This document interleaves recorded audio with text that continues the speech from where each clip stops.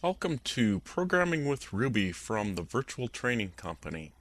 My name is Al Anderson. In this video, we're going to look at what the rest of this video series covers. So this is essentially a series of slides just kind of showing the outline of where this course is going and my explaining the various topics of our video series. So let's get started.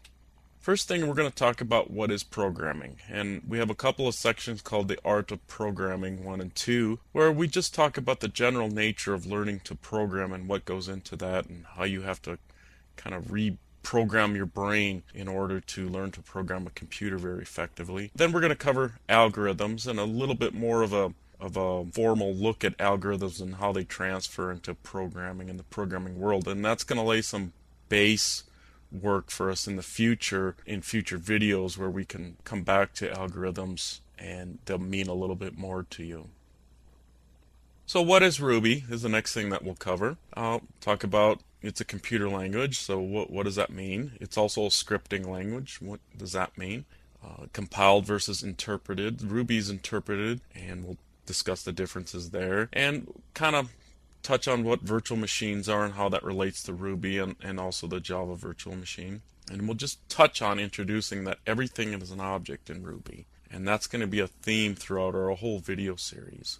Next, we'll cover the basics of programming. This includes basic constructs, branching statements, assignment statements, loops, control flows, arrays, blocks, those kind of things. So that's this part where we'll really get in and dig into the meat of programming and using Ruby to do that.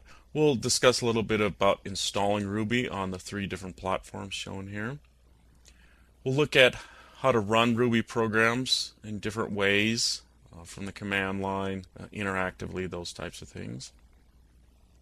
We'll look at some of the tools that Ruby comes with, the interpreter, the interactive Ruby shell, the RDoc, RubyGems, and finally libraries that come with it.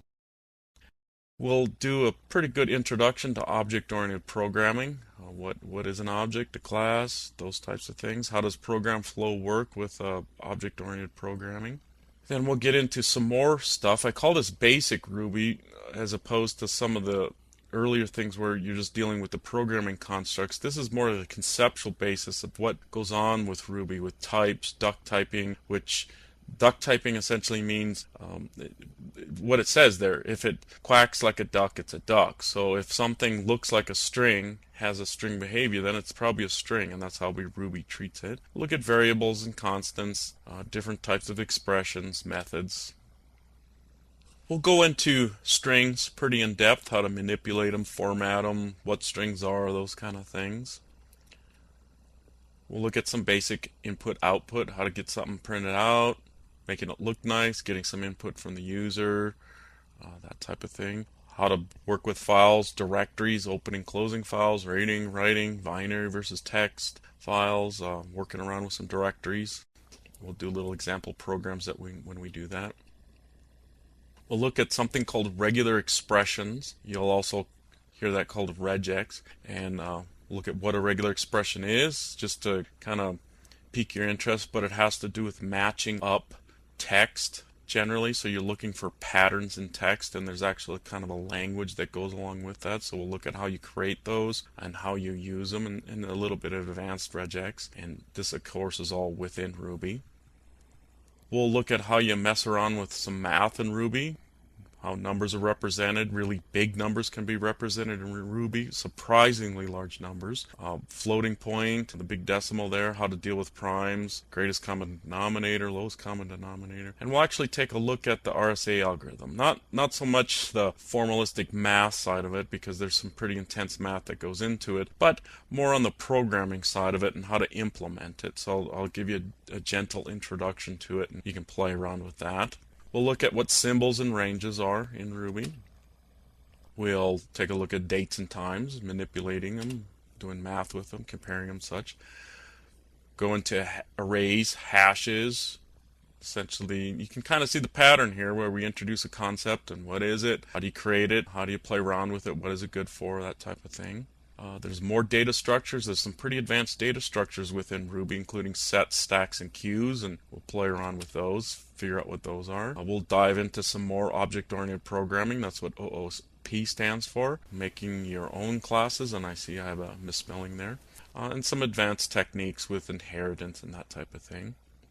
Finally, we'll take a quick peek at graphical interfaces. Quite frankly, the graphical interfaces right now with Ruby is a very, very early stage. Ruby is much more of a text command line oriented tool, but there are a few graphical projects out there that will try to get a quick take on how they work and what they look like.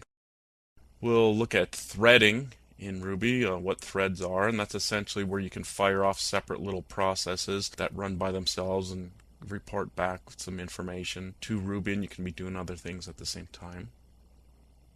We'll take a look at scripting and system administration and really what scripting means to a sysadmin, why that's important, and how Ruby really works well for that type of thing.